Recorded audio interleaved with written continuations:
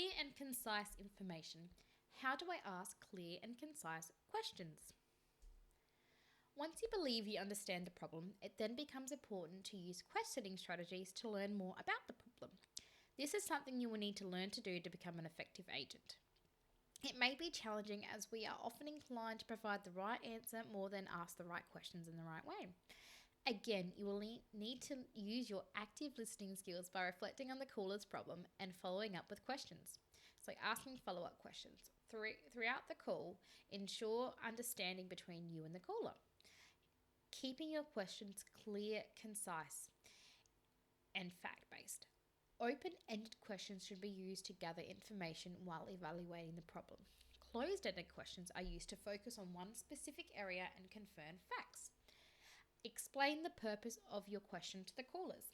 Letting a caller know why you are asking these questions will help with understanding the overall problem and decrease the likelihood that callers will become annoyed from having to answer so many questions. Make sure each question serves a purpose. Asking unnecessary questions can make the caller annoyed as well as increase your call time. Stick to the questions that will help you solve the problem at hand.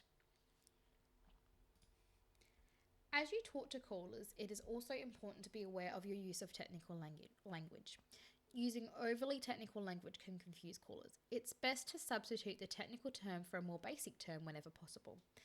Pay attention to the language the caller uses and meet them where they are when it is clear that the caller does not know the correct name of something. Include the descriptions of the items options you are referring to.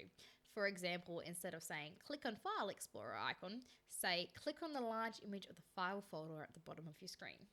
You may also decide to model the use of the correct term. For example, in the case of a taskbar, you could simply say click on the taskbar, the bar at the bottom of your screen.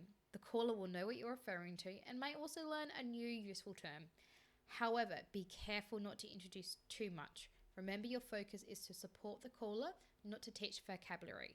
Too much of this will interfere with your goal of keeping things simple.